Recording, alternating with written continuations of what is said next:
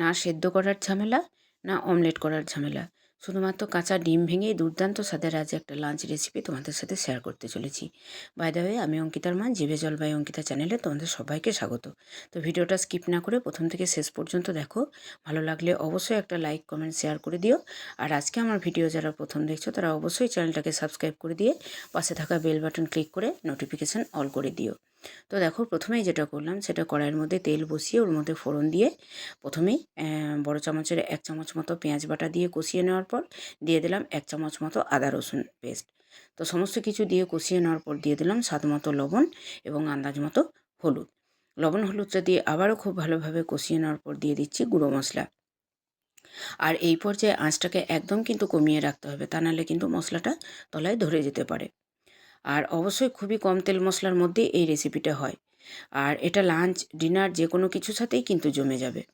তো দেখো, মশলাটা খুব ভালোভাবে কষিয়ে নেওয়ার পর দিয়ে দিলাম টমেটোর পেস্ট। এখানে টমেটোটা কাঁচা এবং পাকা দুরকম টমেটো ছিল বলেই পেস্টের কালারটা এরকম এসেছে। তো টমেটো পেস্টটা দিয়ে আবারও খুব ভালোভাবে কষিয়ে নিচ্ছি। তো এইভাবে কম আঁচে একটু হাতে সময় নিয়ে খুব ভালোভাবে কষিয়ে নিতে হবে। আর গুঁড়ো মশলা হিসেবে আমি এখানে ব্যবহার করলাম ধনের গুঁড়ো, জিরের গুঁড়ো। তো খুব ভালোভাবে মশলাটা কষিয়ে নিয়ে মিক্সির বাটি ধোয়া জলটা দিয়ে আবারও খুব ভালোভাবে কষিয়ে নিলাম। রান্নাটা কিন্তু হতে একদম খুবই কম সময় লাগে। হঠাৎ করে বাড়িতে গেস্ট চলে আসলে তাদেরকে বসিয়ে রেখেও কিন্তু এই রেসিপিটা করে নেওয়া যায়। এতটাই কম সময় লাগে। শুধুমাত্র মশলাটা কষাতেই যেটুকু টাইম।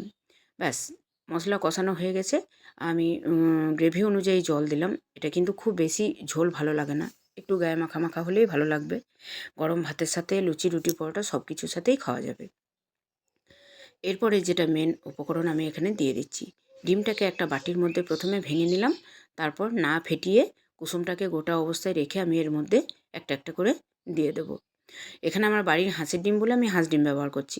তোমরা অবশ্যই পোলট্রি ডিমও ব্যবহার করতে পারো।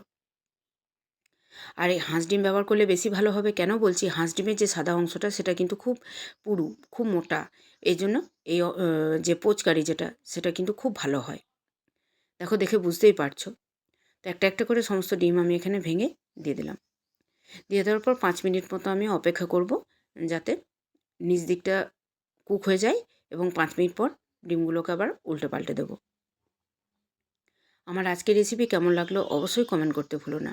আর আজকে আমার ভিডিও যারা প্রথম দেখছো তারাও কিন্তু চ্যানেলটাকে সাবস্ক্রাইব করে দিয়ে পাশে থাকা বেল বাটন ক্লিক করে নোটিফিকেশান অল করে দিও। তো দেখো, 5 মিনিট পর ডিমগুলো আবার আমি উল্টে পাল্টে দিচ্ছি। একদিকটা হয়ে গেছে, উল্টো দিকটা আবার গ্রেভির দিকে করে দিলাম। খুব সুন্দর হয় এবং খুব কম সময়ের মধ্যে এই রেসিপিটা হয়। তোমরা অবশ্যই একবার বানিয়ে দেখো এবং অবশ্যই আমাকে কমেন্ট করতে ভুলো না। তো স্বাদ অনুযায়ী লবণ ঝালের ব্যালেন্সটা বজায় রাখার জন্য দিয়ে দিলাম চিনি, আর ঝালের জন্য দিয়ে দিলাম চেরা কাঁচা লঙ্কা। তো রান্না অলমোস্ট ডান। আর গ্রেভিটা একটু সামান্য ফুটিয়ে নেওয়ার পর আমি এখানে ব্যবহার করছি গরম মশলা গুঁড়ো। তো তোমরা এখানে কাসুরি মেথি বা ধনেপাতা থাকলে ধনেপাতাও দিতে পারো, বা গোটা গরম মশলাও কিন্তু ব্যবহার করতে পারো। আমি এখানে বাটা মশলা ব্যবহার করেছি গ্রেভিটা একটু যাতে স্মুথ হয়, তার জন্য আমি গোটা গরম মশলা ব্যবহার করলাম না। আজকে এই পর্যন্তই।